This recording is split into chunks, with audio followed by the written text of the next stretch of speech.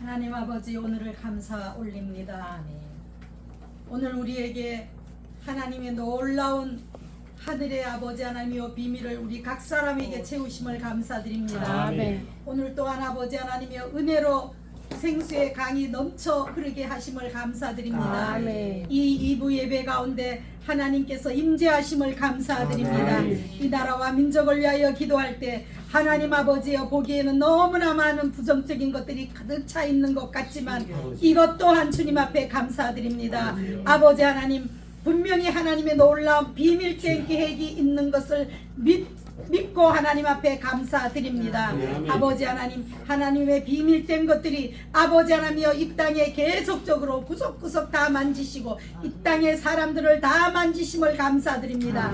각 교회마다 아버지 하나님, 하나님을 저버리고 아버지여 교회가 교회 아닌 것으로 흘러가며 주의 종들이 하나님을 저버리고 자기가 하나님의 자리에 앉아있는 그러한 많은 교회들을 아버지 하나님 불쌍히 여겨주심을 감사드립니다. 하나님께서 그러함에도 이 나라와 이 민족을 불쌍히 여기심을 감사드립니다. 아버지 하나님, 우리를 불쌍히 여기시고 하나님 주 예수 그리스도의 보혈로 이 땅 전체를 덮으시기를 원합니다.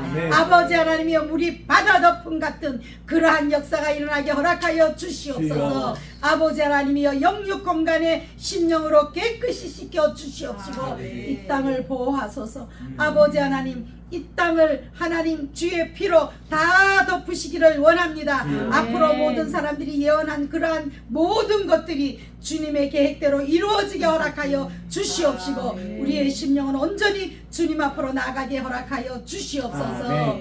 오늘 아버지 하나님, 각 처에 전 세계에 하나님의 말씀이 선포되는 가운데 생명의 말씀만 진실로 하나님을 사모하고 사랑하는 심령들에게 양식이 되게 하여 주시옵시고 말씀이 왜곡된 모든 말씀은 주님의 보혈로 깨끗이 씻어 주시옵소서. 그리하여서 바른 성도들만 주님 앞으로 나아가 마지막 때 그들이 알곡이 되게 허락하여 주시기를 원합니다. 이 예배 처소를 하나님께서 이 성도에 세워주셨사오니 하나님 아버지여, 로이 교회를 특별히 사랑하시고 이곳에 청년들을 보내주신 아버지, 우리의 기도를 들어 응답하심을 감사합니다. 이 처소에 하나님이여 80대와 아버지여 10대가 서로 교통하며 기쁨이 있게 하시고 70대와 20대가 교통하며 기쁨이 있게 하시고 아버지 하나님이여 60대와 30대가 서로 교통하며 기쁨이 있게 하시는 하나님의 계획을 압니다. 아버지여, 청년들은 청년들대로 이곳에서 기쁨이 충만하여 이 교회를 찾게 하시고 이 교회에서 그들이 꿈과 그들의 미래를 볼 수 있는 귀한 교회가 되게 인도하여 주시기를 원하며 아버지 하나님이여 5, 6, 70대, 80대는 하나님 아버지여 이 처소에서 젊은이들에게 하나님 지금까지 일하신 하나님을 그들에게 아버지 하나님 그들에게 보여줄 수 있도록 행위로 보여주며 말씀으로 보여주며 아버지 하나님, 이스라엘 백성들이 2000년이 넘도록 하나님의 살아계심을 어린 아이들 에게까지 쉐마로 교육한 것처럼 하나님 그러한 역사가 이 교회에 일어나게 허락하여 주시옵소서. 아버지 하나님, 젊은이들이 와서 아버지와 몇 주 있다가 흘러가는 것이 아니라 이제 계속적으로 구름대처럼 이곳에 몰려오는 역사가 일어나게 인도하여 주시옵시고 그들이 이 교회를 짊어지고 가는 자, 그들이 이 성도를 짊어지고 가는 자, 그들이 이 나라를 짊어지고 하나님의 영적인 지도자들이 되게 축복하여 주시옵소서. 하나님 아버지여, 정말 구하고 구해야 될 것이 너무나 많이 있지만은 우리가 아버지 하나님 부족하여서 구하지 못하고 아버지 하나님이여 발등에 떨어진 이 땅에서 생업의 삶에 대한 것만 구함을 용서하여 주시옵시고 우리가 날마다 깨어나 하나님 앞에 아버지 하나님 영육 공간에 하나님의 계획을 구하며 하나님께서 원하시는 것을 감사함으로 구하는 자들이 다 되게 축복하여 주시옵소서. 오늘 귀한 2부 예배 말씀을 들고선 우리 김도환 목사님의 심령에 함께하여 주셔서 하늘의 비밀을 한 것이 우리의 심령에 전달되게 허락하여 주시옵시고 하나님께서 함께하시는 은혜가 있게 허락하여 주시옵소서. 이 시간에 주님 성령의 생수로 넘치게 하심을 감사하고 우리 젊은 청년들이 찬양으로 우리의 영을 깨워주신 것을 감사합니다. 하나님 아버지 영광 받으시옵소서. 또한 이 예배 처소를 제공한 우리 황현시 로펌에 함께 하시고 황 장로님에게 건강하게 하시옵시고 우리 윤세무엘 목사님에게 불철주야로 뛰어다니는 그 육신에 더욱더 강건함으로 채우시고 또 미국 아버지의 시차도 적응하고 짧은 기간에 갔다 오면 건강이 많이 힘듭니다. 하나님 아버지 건강을 주님 정말 주님의 권능의 장중에 잡아 주셔서 많은 여행하며 하나님의 말씀을 선포하는 가운데 있사오니 강건하게 사모님과 같이 강건하게 붙잡아 주시옵소서. 주님 오늘 이 귀한 말씀 선포하는 제단 위에 주님 임재하여 주심을 감사드리옵고 예수님의 이름으로 기도 올립니다. 아멘.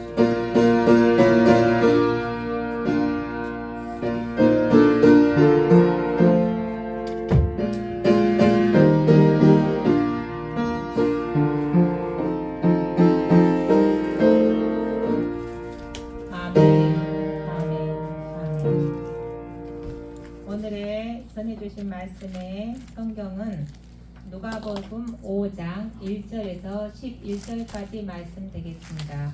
누가복음 5장 1절에서 11절까지 말씀이 좀 기니까 저와 여러분 서로 교독하도록 하겠습니다. 제가 먼저 1절 읽겠습니다.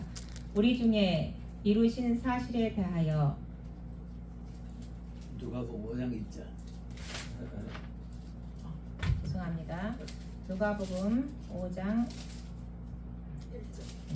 1절 제가 먼저 읽겠습니다. 무리가 옹유하여 하나님의 말씀을 들을새 예수는 게네사렛 호숫가에 서서 호숫가에 배 두 척이 있는 것을 보시니 어부들은 배에서 나와서 그물을 씻는지라. 예수께서 한 배에 오르시니 그 배는 시몬의 배라. 육지에서 조금 뛰기를 청하시고 앉으사 배에서 무리를 가르치시더니 말씀을 마치시고 시몬에게 이르시되 깊은 데로 가서 그물을 내려 고기를 잡으라. 시몬이 대답하여 가로되 선생이여 우리들이 밤이 맞도록 수고를 하였으되 얻는 것이 없지만은 말씀에 의지하여 내가 그물을 내리이다 하고 그렇게 하니 고기를 잡은 것이 심히 많아 그물이 찢어지는지라. 이에 다른 배에 있는 동물을 손짓하여 와서 도와달라 하니 저희가 와서 두 배의 채움에 잠기게 되었더라. 시몬 베드로가 이를 보고 예수의 무릎 아래에 엎드려 이르되 주여 나를 떠나소서 나는 죄인이로소이다 하니 이는 자기와 및 함께 있는 모든 사람이 거기 잡힌 것을 인하여 놀라고 세베대의 아들로서 시몬의 동업자인 야고보와 요한도 놀랐습니다. 예수께서 시몬에게 이르시되 무서워하지 말라. 이제부로는 내가 사람을 취하리라 하시니 함께 하십니다. 그들이 배들을 육지에 대고 모든 것을 버려두고 예수를 따르니라. 아멘. 오늘 김두한 목사님께서 내가 사람을 취하리라 라는 주제로 말씀을 주실 텐데 신비에 새기시고 세상을 향하여 이 말씀 붙들고 능히 승리할 수 있는 한 주간 되시길 축복하고 축복까지 부탁드리겠습니다. 기도하시겠습니다. 하나님 감사합니다. 오늘 저희가 주일을 맞이해서 주일 오전에도 좋은 말씀으로 에스겔 말씀으로 우리가 이 악한 세대 종말의 때를 깊이 생각하고 깨닫는 시간이 되었습니다. 오늘 오후에도 또 하나님의 말씀으로 저희가 은혜를 나눌 때 주님 우리의 영이 깨워지게 하여 주시고 인간의 말로 듣지 아니하게 하여 주시며 오직 영으로 깨닫고 행동으로 행하는 저희 로이교회 성도들이 될 수 있도록 주님 역사하여 주시옵소서. 감사하며 예수님 이름으로 기도드리옵나이다. 아멘. 할렐루야. 아멘. 아멘. 우리 옆에 계신 분이랑 좀 인사를 하려는데 너무 떨어져 있네요. 그래도 예, 우리 옆에 계신 분에게 오늘 은혜 받읍시다 하고 그래도 한번 인사하고 은혜 받읍시다. 은혜 받읍시다. 주의 말씀을 보도록 하겠습니다. 저희가 오늘 말씀은 지금 누가복음 5장 말씀을 보고 있습니다. 제가 전에 말씀드렸던 것처럼 제가 그 공간복음 중에서 특히 이제 누가복음에 예수님이 하신 말씀만 집중적으로 좀 한번 살펴보고자 합니다. 그래서 어떤 사건보다는 전체적인 이제 사건에 대한 예수님의 말씀이 있는데 그 사건 중심보다는 예수님의 그 말씀하신 그 내용을 좀 집중적으로 좀 보려고 하는 것이 저의 오후 예배의 설교의 지금 의도입니다. 그래서 기존에는 목사님들이랑 하는 좀 설교랑 좀 다른 부분들이 좀 있을 거라고 생각이 들고요. 그럼에도 불구하고 본관복음이 뭐 설교를 많이 들었지만 좀 다른 각도에서 우리가 좀 성경을 바라보고자 하는 그런 마음이 있음을 좀 알려드립니다. 우리가 올해가 강복 80주년을 맞이했습니다. 저도 깜짝 놀랐어요. 사실은 우리나라가 그 역사적인 부분들, 특히 이제 전대사적인 부분들에 대한 명확한 그 내용들이 이렇게 정착이 되지 않았습니다. 그래서 많은 학자들도 있을 뿐더러 친일에 대한 부분들을 어떻게 처리해야 되는지, 우리 독립운동가들은 어떻게 규정해야 되는지에 대한 부분에서부터 시작이 돼서 어저께도 설교를 하셨던 것처럼 가장 중요한 이승만 대통령에 대한 역사적인 평가에 대한 부분들도 지금 명확하지 않고 있습니다. 너무나 안타까운 건 80년이라는 시간이 짧은 시간이 아닌데도 불구하고 그런 것들이 명확하지 않게 되었었던 부분들은 우리가 그 부분들에 대해서 하나님을 믿는 저희들이 깊이 우리 자신을 좀 되돌아볼 필요가 있다라고 생각을 합니다. 우리 기독교인들이 역사를 어떻게 보아야 되는가?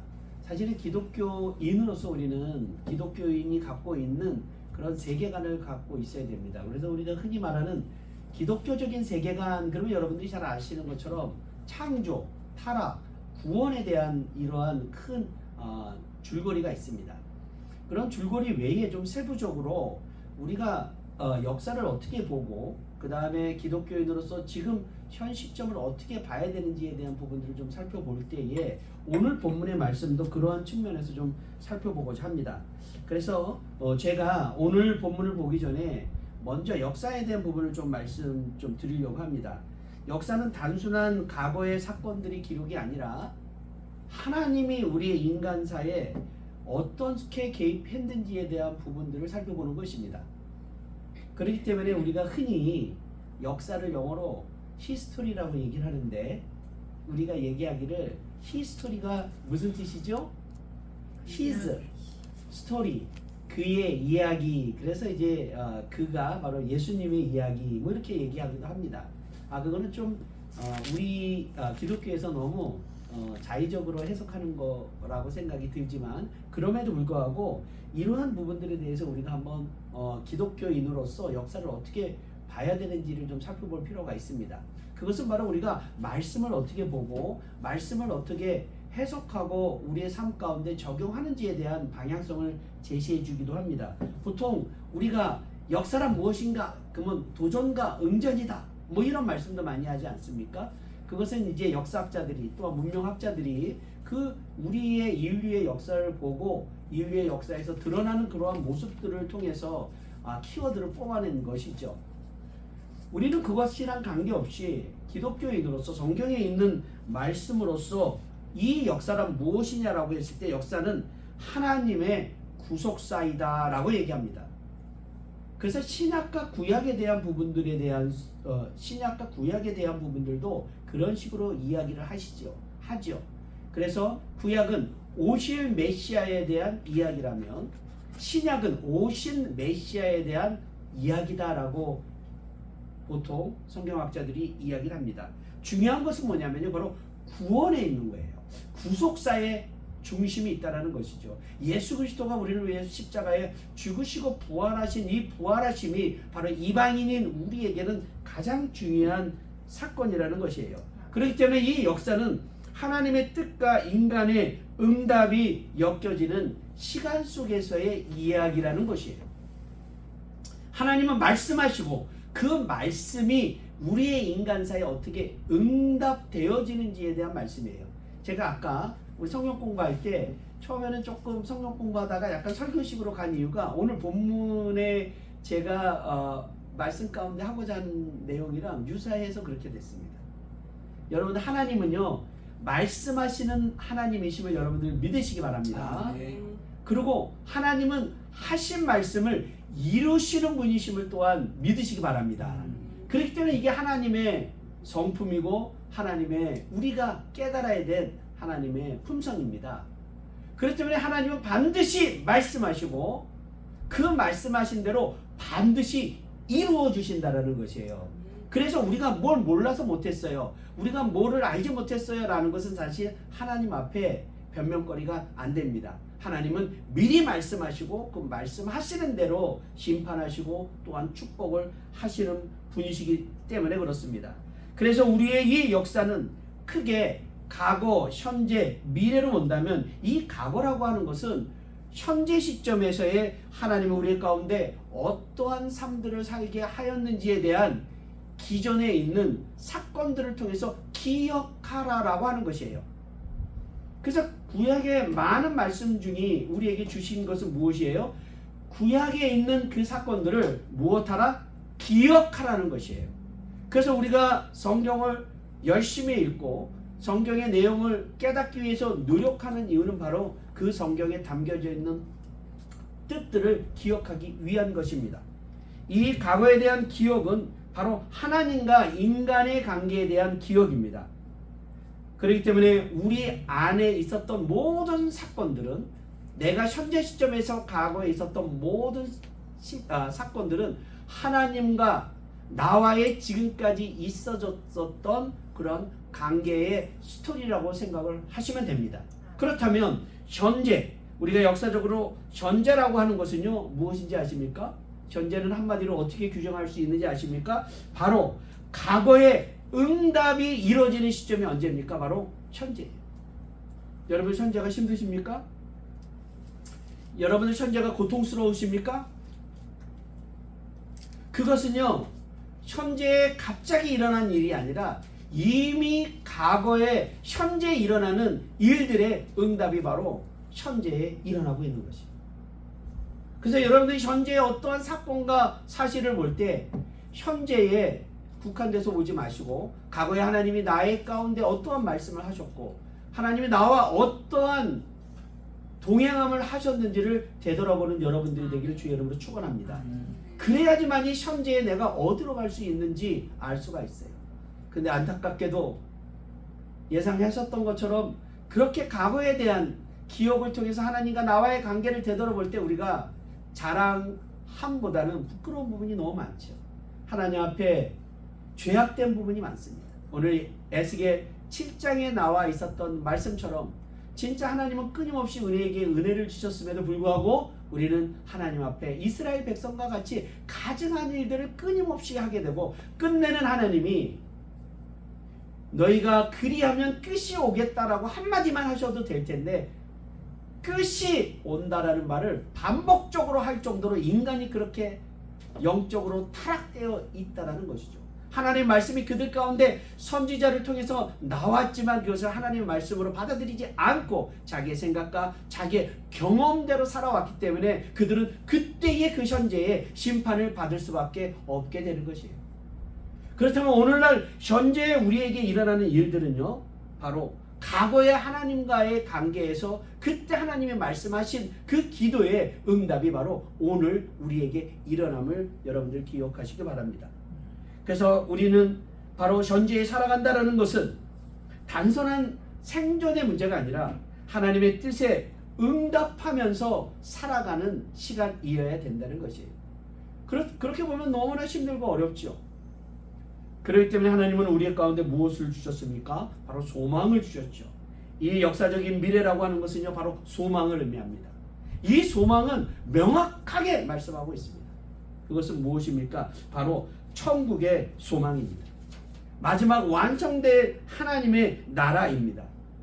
역사는 결국 새 나라와 새 땅의 실현을 말하는 것입니다. 물론 우리가 이 땅 가운데 살아가면서 돈도 있어야 돼요. 건강하기도 해야 됩니다. 많은 사람들의 와의 좋은 관계, 사회적인 명예와 권력도 필요합니다.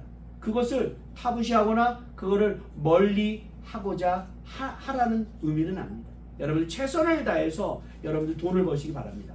여러분 최선을 다하여 사회적인 높은 자리에 올라가시길 바랍니다. 여러분들 이 땅 가운데 선한 영향을 끼칠 수 있는 수많은 일들을 열심히 치열하게 살아가기를 원합니다.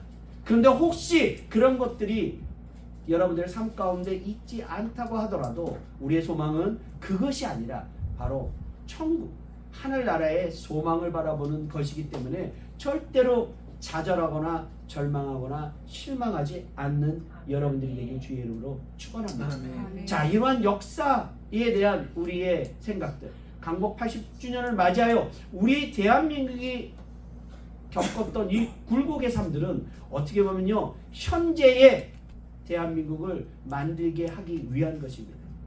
그렇기 때문에 우리가 강복 80주년을 맞이해서 다시 한번 우리의 현대사에 일어났었던 많은 일들, 너무나 부끄러운 일들, 그 다음에 많은 사람들은 지금 대통령이 원하지 않는 대통령, 형편없는 대통령이라고 평할 수도 있지만 우리는 어떠한 대통령이 이 나라를 통치하는 것이 아니라 누가 통치하십니까? 바로 여호와 하나님이 통치하십니다. 하나님은 선한 왕을 통하여 또한 악한 왕을 통하여 다 우리를 통치하십니다. 우리는 오직 하나님의 섭리 안에서 이 땅 가운데 모든 일들이 일어남을 믿으시고, 여러분들 지금 나라적인 부분뿐만 아니라 국제적인 상황 너무 어려운 부분들도 그 어려움을 주목하지 마시고 그 안에 섭리하시는 하나님의 그 안에서 통치하시는 하나님의 섭리를 보시길 바랍니다.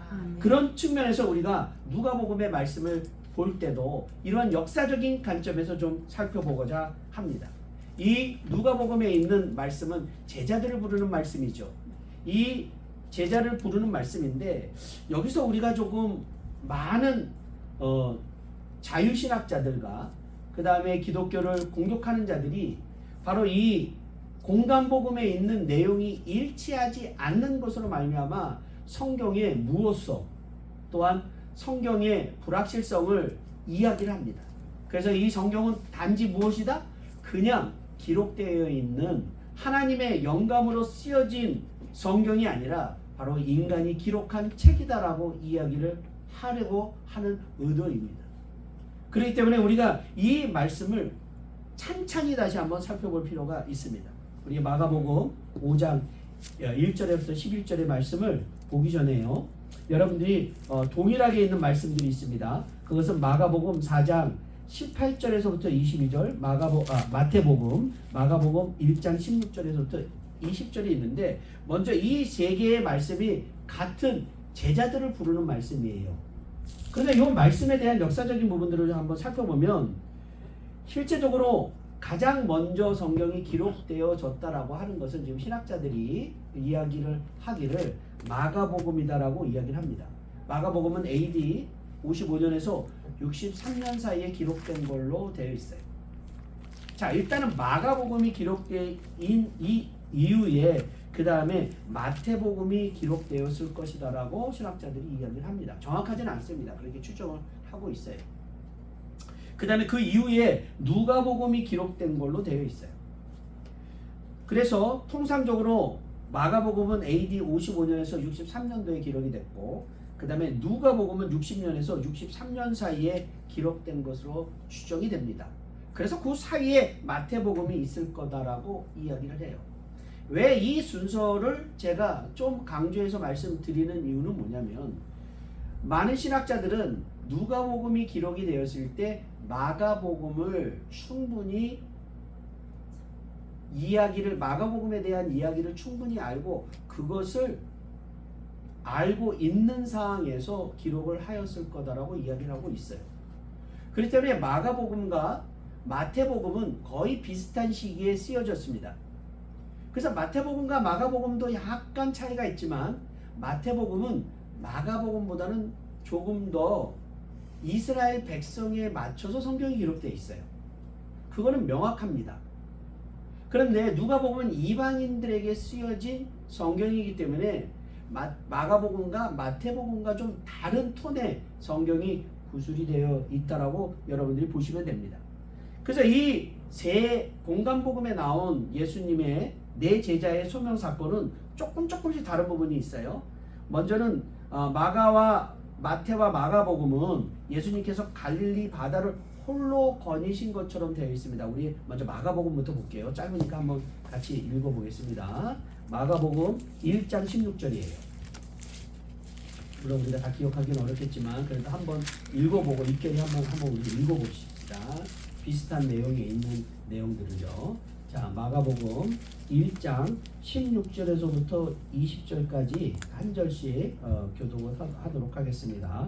갈릴리 해변으로 지나가시다가 시몬과 그 형제 안드레가 바다에 금을 던지는 것을 보시니 그들은 어부라. 예수께서 이르시되 나를 따라오라. 내가 너희로 사람을 낚는 어부가 되게 하리라 하시니 곧 그물을 버려두고 따르니라. 조금 더 가시다가 세베의 아들 야고보와 그 아들 형제 요한을 보시니 그들도 배에 있어 그물을 깁는데 같이요. 곧 곧 부르시니 부르시니 그 아버지 세베대를 품꾼들과 함께 배에 걸어두고 예수를 따라가니라. 자, 아멘. 아멘. 자, 여기에 있는 내용들은 간단하게 제가 좀 요약을 하면요. 예수님이 갈릴리 해변으로 가다가 베드로와 안드레를 봤죠. 그런데 바다에 그물을 던지는 걸 봤다고 그랬어요. 이걸 주목해 주세요. 그럼 바다에다 그물을 던진다는 얘기는 뭐예요? 지금 뭘 조업을 하고 있는 거죠. 그렇죠? 그렇죠? 해안가에서 하진 않을 거 아니에요. 그러니까 멀리 어디 바닷가에서 지금 조업을 하고 있는데 17절에 보면 예수께서 이르시되 나를 따라오라라고 얘기를 하셨어요. 자, 그러면 이게 뭔가 바닷가에 저기 멀리서 지금 조업을 했을 텐데 예수님이 소리를 질러가지고 나를 따라와라 뭐 이렇게 얘기를 하셨을까요? 한번 여러분들 항상 성경을 읽을 때는요 상상력을 발휘하셔야 됩니다. 그래서 성신을 통해서 이 상황이 어떤 상황인지 저를 이 과거의 그 시점으로 저희를 가게 해주세요 라고 꼭 기도하시길 바랍니다. 그렇기 때문에 이스라엘의 그 풍습, 간습, 그때 사람들이 어떤 사고를 갖고 있는지에 대한 부분들을 여러분들이 생각하셔야 돼요. 그 지금의 사고방식으로 한국의 사고방식, 우리의 생각으로 가시면 안 됩니다.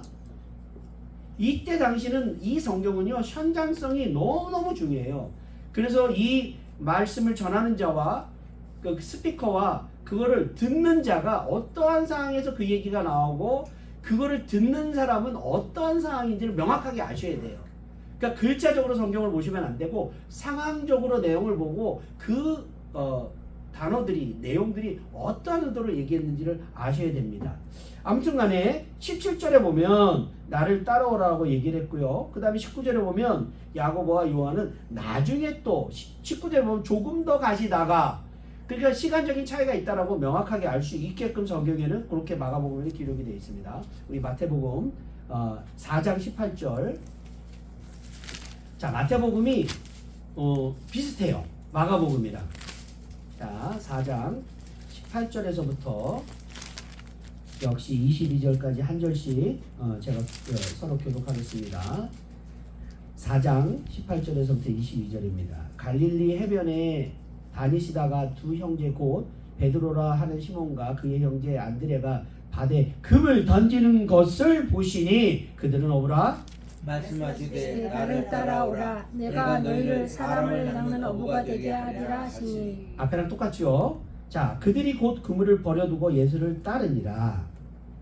21절 읽어주세요. 거기서 더 가시다가 다른 두 형제 곧 세베대의 아들 야고보와 그의 형제 요한이 그의 아버지 세베대와 함께 배에서 금을 깁는 것을 보시니 같이요. 그들이 곧 배와 아버지를 버려두고 예수를 따르니라. 아멘. 여기서도 앞에 있는 내용이랑 유사하죠. 그렇죠? 예수님이 걸어가시다가 베드로와 안드레가 그물을 던지는 것을 보고 19절에 나를 따라라고 얘기를 했고 그들이 곧 그물을 버려두고 예수님을 따랐다고 이야기를 합니다. 그러다 21절에 아까랑 마찬가지로 거기서 더 가시다가 그러니까 시간이 지나고 나서 사건이 일어난다라는 걸 알 수가 있죠. 그래서 야고보와 요한에게도 그런데 여기 성경에 보면 21절에 뒤에 보면 배에서 금을 깃는 것을 보시고 부르시니 그물을 깃는다라고 하는 것은 그물을 손질한다라는 뜻이거든요. 자, 그러면요 이 손질을 어부들이 언제 손질을 하는지를 좀 우리가 알 필요가 있어요. 어부들은요 그 조업을 끝나고 나서 오잖아요. 그러면 오면 어떻게 됩니까?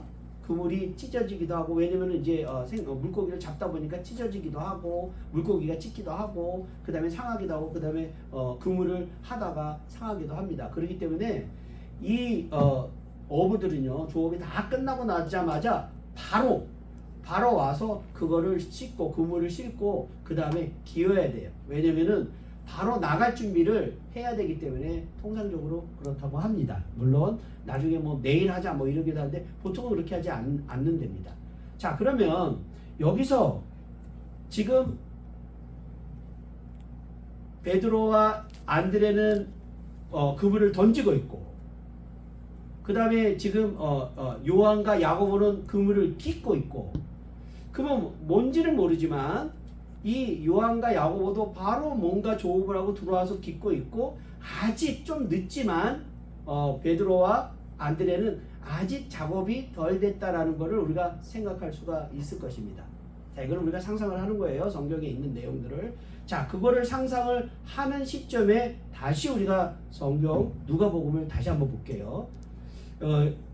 지금 이 성경은 같은 사건을 봤다고 신학자들이 얘기하고, 우리가 그런 관점에서 이 성경을 다시 보는 겁니다. 자, 5장 1절 다시 한번 보겠습니다. 자, 누가복음 5장 1절을 그런 부분들을 보니까, 무리가 몰려와서 하나님의 말씀을 들을 때 예수는 게네사렛 호숫가에 서서 호숫가에 배 두 척이 있는 것을 보셨다고 했어요. 배 두 척이 있다고 했어요.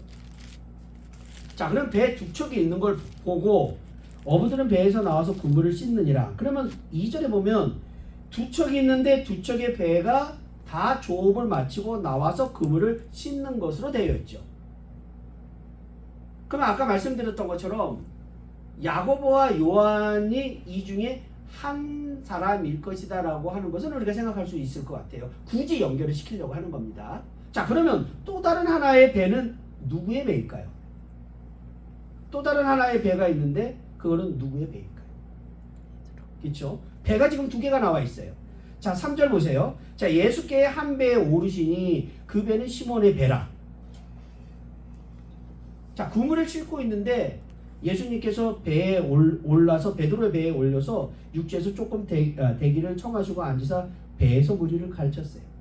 보통 배에서 무리를 가르쳤다는 얘기들은 여러 가지의 해석이 될 수 있지만, 일반적으로 예수님께서 많은 대중의 대중 강연을 할 때는 그 목소리가 잘 퍼져나갈 수 있는 그 자리에서 해야 되겠죠.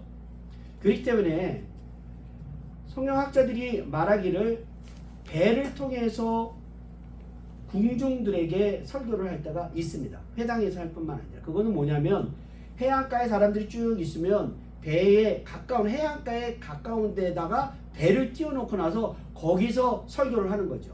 지형이 좋은 지형이면, 배 가운데에 좋은 지역에 있으면 뒤에 있는 대부분 낮에는 여러분들이 아시는 것처럼 바람이 어디서 불죠? 바다에서부터 육지로 바람이 붑니다. 그러면 이 육지에서 바다에서 육지로 부는 이 바람을 이용해서 말을 하게 되면 이 소리가 어떻게 됩니까? 바로 육지 쪽에 잘 나아가죠. 그렇기 때문에 대중 강연을 할 때 배 위에서 할 때가 있다고 합니다. 그래서 예수님이 아마 그래서 그러실 것이다라고 우리가 생각을 할 수가 있어요. 그 3절이 배에서 무리를 가르치더니, 다 가르치셨어요 이제. 그런데 갑자기 뜬금없이 4절에 뭐라고 이렇게 했습니까? 이게 마태복음과 마가복음에 없는 사건이 있어요. 시몬에게 이르시되 깊은 데로 가서 그물을 내려 고기를 잡으라 라고 말씀하고 계십니다. 말씀이 다 끝나고 나서 뜬금없이 베드로에게, 야, 이 배를 갖고 너희는 깊은 데로 가서 그물을 내려라 라고 얘기를 했습니다. 예수님의 말에 주목하시기 바랍니다. 깊은 데로 가서 그물을 내려 고기를 잡으라라고 예수님이 얘기한 걸로 되어 있어요. 그런데 이 예수님이 하신 이 말씀은 여러분들이 설교를 통해서 많이 들었겠지만, 전문적인 어부인 베드로와 안드레, 요한, 야고보에게는 이거는, 예수님은 목수죠. 어떻게 보면 조업에 대해서 잘 모르시는 분이에요. 이 사람은 갈릴리에서 어떻게 보면은 잔뼈가 굵은 어부들이고, 목사님은 예수님은 나사렛에서 목수만 했었던 사람이에요. 그래서 무슨 어부에 대해서 좀 안다고 하더라도 전문 어부들에게 이렇게 얘기할 수 없는 부분인데, 여기에 나온 깊은 데서 가서 그물을 내려서 고기를 잡으라고 하는 것이 전문 어부로는 받아들일 수 없는 내용입니다. 그건 뒤에 다시 말씀을 드릴게요. 아무튼 간에 그렇게 얘기를 했어요.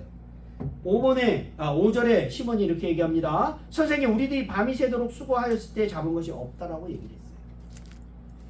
그렇다면 이 없다라는 이야기를 하고 나서 그러나 말씀에 의지해서 내가 그물을 내리리라 라고 얘기를 했는데 중요한 건 그 앞에 얘기예요. 바로 내가 밤새도록 그물을 내렸는데 얻은 게 없다라고 이야기를 했어요.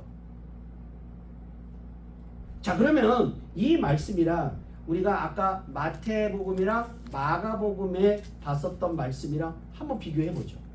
그게 마가복음 아까 우리가 1장이라고 했어요. 1장 다시 한번 볼게요. 자, 그 뉘앙스를 보면서 마가복음을 한번 다시 한번 보세요. 마가복음 1장 16절입니다. 자, 갈릴리 해변으로 지나가시다가 시몬과 그 형제 안드레가 바다에 그물을 던지는 것을 보시니 그들은 어부라. 그 다음에 예수께서 이르시되 마치 시간적으로 어떻게 되어 있는 것 같아요? 보시고 나서 바로 예수님께서 이르시는 것처럼 그렇게 되어 있죠. 근데 제가 아까 말씀드렸던 것처럼 상황상 16절과 17절은 바로 연결되어 있는 사건이라고 보기가 어렵다라는 것이에요. 여기 16절에 있는 말씀은 무엇을 얘기하려고 하는 것입니까? 바로 베드로와 안드레가 어부라고 하는 것을 이야기하려고 한 것이에요. 그러면 예수님은 이 베드로가 어부라는 것을 알고 있었어요. 안드레가. 그걸 어떻게 알았습니까? 이들이 그물을 던지는 걸 봤기 때문에 그래요. 이들이 실제로 조업을 하는 걸 봤다라는 것이에요. 질문. 예수님께서 베드로와 안드레가 그물을 던지는 것을 몇 번 봤을까요? 이게 처음일까요? 두 번째일까요? 세 번째일까요? 사랑하는 성도 여러분, 성경은요 중요하지 않은 건 그렇게 많이 기술하진 않았어요. 그렇지만 제가 이렇게 찬찬히 여러분들에게 질문하고 말씀을 전개해 나가는 이유는 이 말씀을 글자적으로 잘못 해석해서 잘못된 말씀을 말씀하시는 목사님들이 계셔서 그래요. 여러분들은 그러시면 안 됩니다. 그래서 성경에서 말씀하는 내용이 무엇인지 우리가 잘 봐야 돼요. 저는요 이 말씀을 보고 생각이 드는 게 뭐냐면 이 말씀은요 바로 예수님이 이들이 여러 번 나간 것을 보고 있었다라는 거고, 그 중에 바로 오늘 이들이 밤새도록 조업을 했으나 아무것도 얻지 못하는 이 날을 기다릴 수 있었을 거다라는 것이 저의 성경에 대한 해석입니다. 물론 주석에서는 이런 말 안 나와요. 제가 이런 거 들어본 적은 없습니다. 그러니까 예수님은 여러 번 베드로와 안드레, 그 다음에 요한과 야고보에 조업하고, 왜 갈릴리를 여러 번 왔다가 거기서 말씀을 여러 번 전했기 때문에 여러 번 봤을 거예요. 근데 예수님이 누가복음에 있는 이 사건, 바로 베드로와 그의 제자들을 부를 때는 그냥 보자마자 베드로를 부른 게 아니라 그들을 관찰한 이후에 특정한 시점에 이들을 불렀다라는 것이에요. 그것이 우리가 오늘 주목해야 될 말씀입니다. 그게 바로 뭐예요? 바로 이들이 밤새도록 조업을 했는데도 불구하고 아무것도 얻지 못하는 그때, 그날, 그 사건 이후에 바로 예수님께서 기적을 해놨다는 것이에요. 6절 말씀 볼까요? 자, 예수님의 명령대로 그물을 내렸습니다.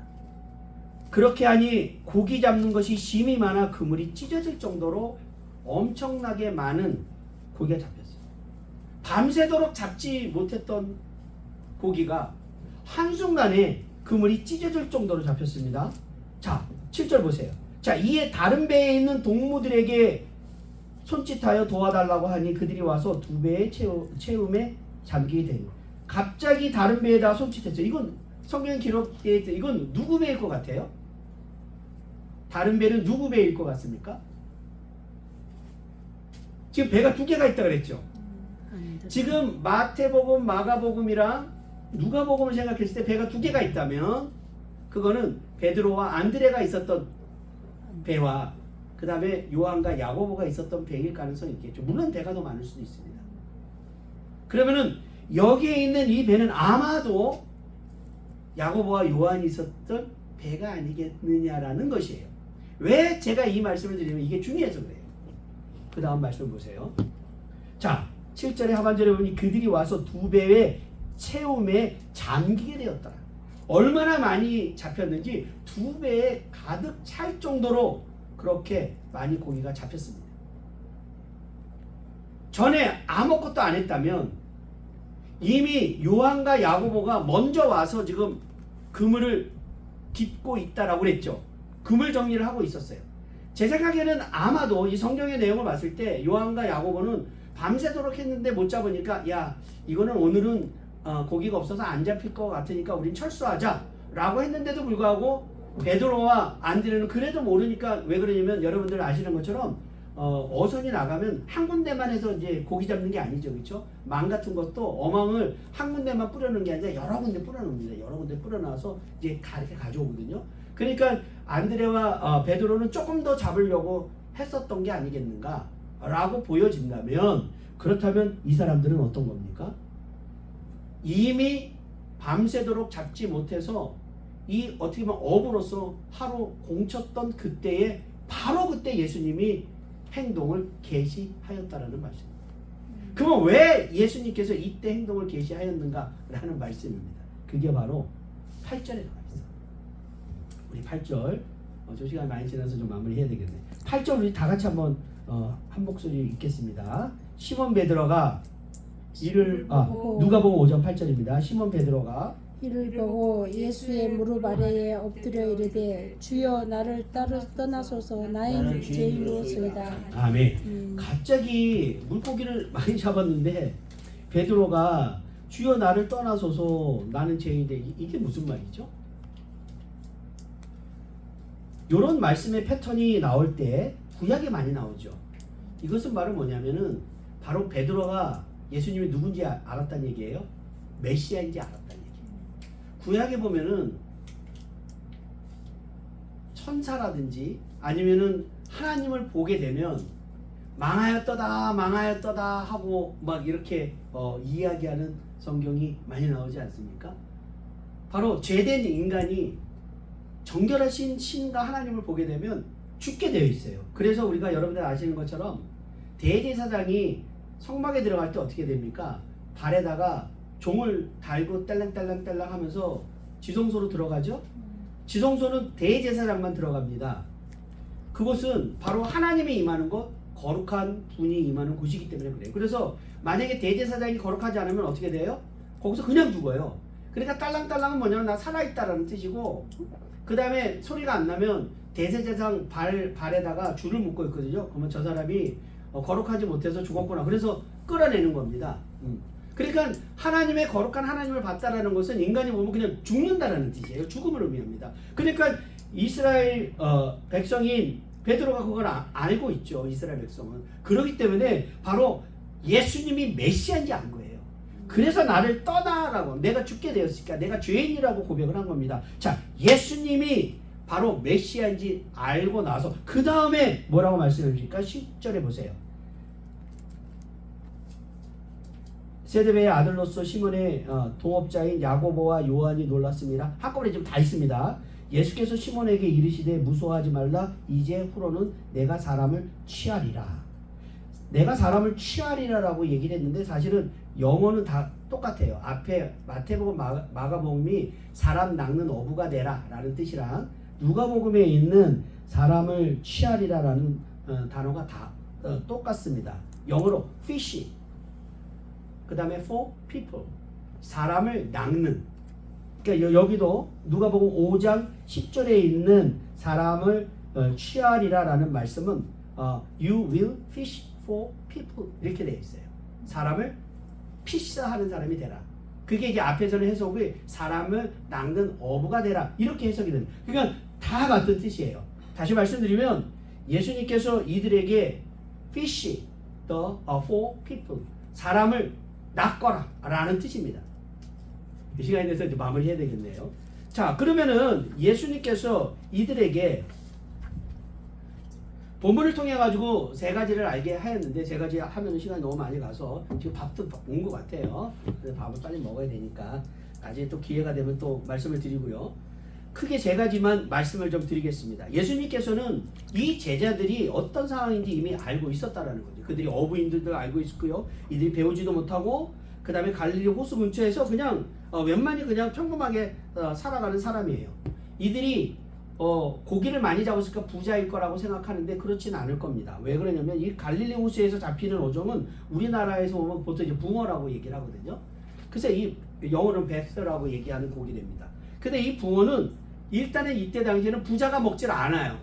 그냥 일반 그냥 시민들이 뭐 평민들이 먹는 거예요. 그러니까 가격이 비쌀 리가 없죠. 그러니까 고기를 많이 잡았다고 부가 될 수 없는, 그러니까 가난하죠. 배우지도 못합니다. 무척 가난하고 배우지도 못한 사람들이 바로 첫 번째 제자로 4명이나 선정이 되었다라는 것이에요. 이것은 뭐예요? 예수님께서 제자를 뽑는 기준에 대해서 명확한 거죠. 뭡니까? 바로 그 사람의 재능이나 지식이나 이런 것을 따르지 않는다는 것이에요. 두 번째, 예수님이 그들이 무엇이 필요한지를 명확하게 알고 계셨어요. 다시 말씀드리면 가만히 보세요. 자, 우리가 이제 전도할 때도 마찬가지입니다. 그냥 예수님이 있다가 베드로에게 베드로야, 너는 그 그물을 버리고 나를 따르라. 그러면 따랐을까요? 안 따랐을까요? 라는 게 저의 질문이에요. 우리가 생각하기에는 예수님이니까 따랐을 거라고, 제가 보기에는 따르지 않았을 거라는 거예요. 예수님이 마가복음이랑 마태복음에 나와 있지 않지만 누가복음을 통해서 베드로가 따를 수밖에 없는 기적을 예수님께서 해나신 거예요.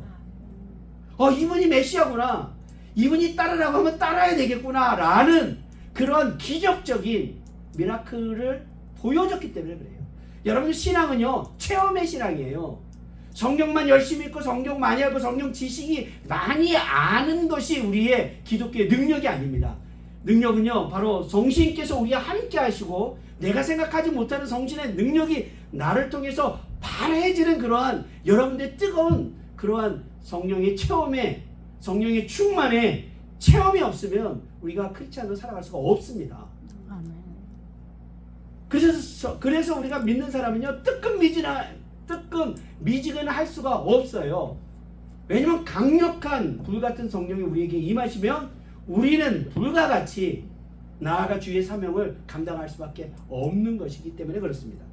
바로 예수님께서는 이들이 무엇이 필요한지를 알고 그때 나타나고 그들을 감동시키고 그들이 헌신하게 만들었습니다. 바로 카인드 하시다라는 거예요. 친절하세요.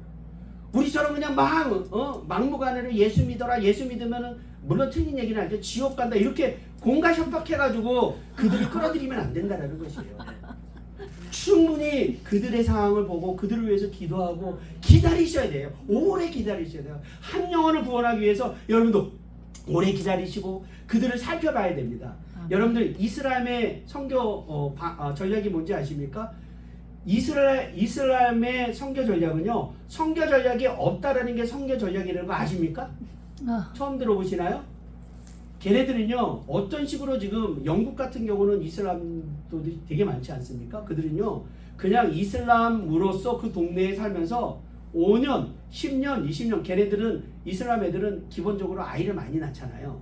그러니까 부인이 밖에 나가서 일을 못해요, 애들 때문에. 근데 이제 영국 부부들은 어떻게 됩니까? 애들이 좀 지나면은 조금 이제 하면은 부부가 다 일하지 않습니까? 그러니까 아이들이 사건이 많지 않습니까? 그러면은 아이를 두고 갈 수는 없고, 그러니까 아이를 맡길 데가 없으니까 그 옆집이니까 좀 맡아달라고 이런 식으로 하면서 친해집니다. 그런데 언제든지 맡기던 간에 이슬람 성도들은 예스 하고 맡아준대요. 왜냐면 애들이 많으니까. 그게 여러분들 보세요. 내가 필요할 때 요청할 때마다 이웃이 계속 나의 어려움을 채워주고 그 다음에 나와 함께 했는데 그게 20년을 같이 했어. 근데 내가 신앙을 갖고 있었는데 목사한테 상처받았어, 장로한테 상처받았어, 교회 내가 신앙이 좋은데 교회에 상처받았어. 그런데 옆에 있는 사람들은 진짜 저 사람이 예수님인 것 같아. 20년 가까이 나에게 선한 영향력을 끼쳤어. 그러면 여러분들 이슬람으로 개종하겠어요? 안 하겠어요? 여러분들 그렇게 개종되는 거예요. 사실은 우리가 강력하게 주의 복음을 전해서 할 때도 있지만 삶 가운데 그들에게 필요를 채우고 그들의 마음을 열고 우리 가운데 오게끔 해야 된다는 것이요. 그렇기 때문에 그렇게 우리가 할 수 있는 건요, 한 번은 그렇게 할 수 있죠. 두 번은 그렇게 할 수 있어요. 그러나 이것이 지속적일 수가 없습니다. 그래서 그렇게 하기 위해서는 어떻게 하셔야 됩니까? 여러분들이 실제로 기적을 체험하셔야 돼요. 여러분들이 실제적으로 주위에 있는 사람들에게 내가 진짜 죽음 가운데 갔을 때 나를 구원하고 나를 도와준 사람의 은혜를 받으셔야 돼요. 실제로. 하나님뿐만 아니라 교회에서, 이웃에서, 성도들에게. 그래서 여러분들이 그 사랑을 받아야지만이 그 사랑을 전달해 줄 수가 있습니다. 그리고 세 번째는 예수님께서 그물을 놓고 오라라고 했을 때 제자들은 즉시 따랐죠. 이 즉시 따랐다는 게 뭡니까? 기적을 체험하고 그 완전히 순종한 자를 예수님이 뽑았기 때문에 그렇습니다. 말씀을 좀 정리하겠습니다. 그들의 사명은 명확했습니다. Fish for people. 사람을 낚으라. 그러면 이 단어가 우리한테는 맞을까요? 안 맞을까요? 제가 분명히 말씀드렸는데 우리한테는 안 맞습니다. 예수님께서 왜 이들에게 사람을 낚는 어부가 되라고 하는 거는 사람을 낚는 어부라고 하는 건 뭐예요? 고기를 낚듯이 사람을 낚으라고 하는 거니까 그냥 너는 사람을 낚는 어부가 되라 할 때 이들이요 생각할 필요 없어. 고기를 낚듯이 사람을 낚으면 되는구나 라고 생각하겠죠. 이것은 무엇을 의미합니까? 자기가 고기를 잡기 위해서 배를 준비하고 그물을 준비하고 그 다음에 그물을 하고 나서 막 합니까? 낚시할 때도 무조건 물었을까? 막 아니죠. 심다리기를 해야 돼요. 왜냐면 고기가 도망가잖아요. 그러니까 이들에게 고기를 낚듯이 사람을 낚아라라고 할 때 이들은 고기를 평생 잡았기 때문에 어떤 부분들을 고려하고 어떤 부분을 조심하고 어떻게 준비를 해야 될지 이들은 이미 잘 알고 있어요. 너희들이 아는 대로 그리하라라는 것이에요. 사랑하는 성도 여러분, 여러분들 주의 일을 하기를 원하십니까? 그 다음에 주님의 일을 할 때는요, 여러분들이 제일 잘하는 것으로 하시는 여러분들이 되길 주의 이름으로 축원합니다. 아멘. 여러분들이 밥을 잘하세요. 그건 밥으로 하셔도 돼요. 그러니까 굳이 다른 사람이 내가 찬양도 못하는데 나는 찬양을 왜 못해? 나는 왜 이렇게 하나님한테 달란트로 이러지 마세요. 하나님이 여러분들이 하나님 앞에 많은 사람들에게 선한 영향을 끼칠 수 있는 것들을 다 하나씩 주셨습니다. 하나 이상. 그걸로 하세요. 아멘. 바로 이들이 예수님께서 사람 낚는 어부라고 했던 것처럼 만약에 오늘날 예수님께서 우리 가운데 오셨다면 저희 가운데 왔다면 제가 중요하게 생각하는 부분이 있어서 그래요. 예수님께서 뭐라고 말씀하셨을까라고 제가 생각했을 때 저는 예수님께서 저한테 제자들이 그때 당시에 제자들이 이해할 수 있는 개념으로 설명하셨듯이 저한테 설명하셨다면 예수님이 저는 그렇게 말씀하셨을 것 같아요.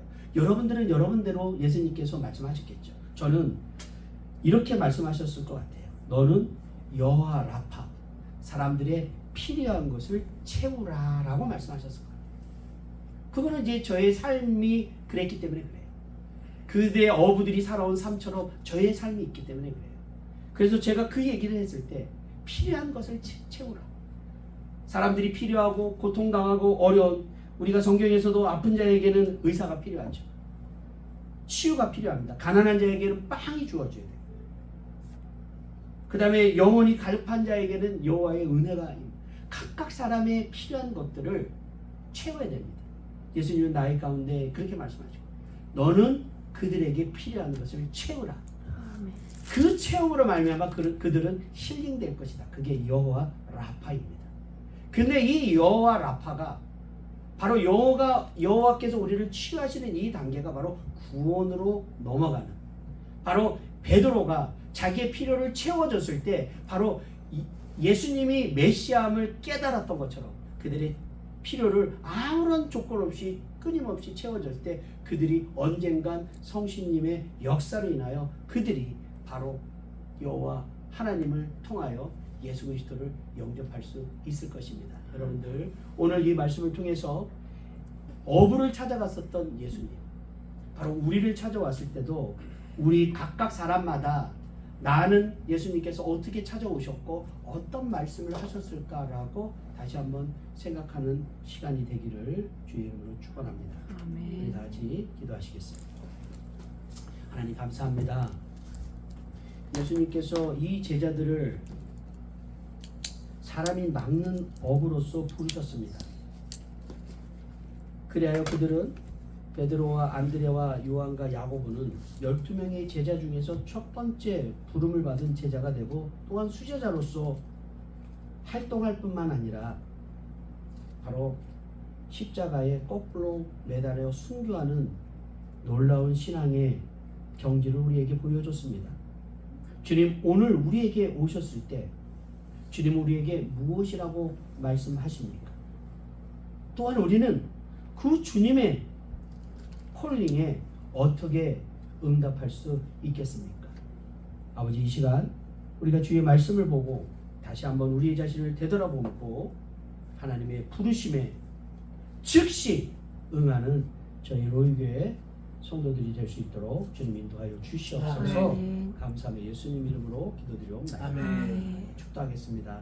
이제는 영원히 죽었던 우리를 구원하여 주신 주 예수 그리스도의 은혜와 하나님의 극진하신 사랑과 성식님의 감화감동 교통하심이 오늘 예수님께서 제자를 부르셨을 때의 가정들을 우리가 살펴보고 예수님께서 부르실 때에 바로 응답하였던 것 같이 오늘도 예수님이 우리 가운데 오셔서 우리를 콜링할 때 주님 내가 여기 있사오니 나를 보내소서 고백하는 저희 로이교회 성도들과 이 나라와 이 민족과 한국교회 위에 무엇보다도 전쟁으로 말미암아 고통당하고 어려움을 당하는 그 백성과 그 민족 위에 지금으로 영원까지 함께 있을지어다. 아멘.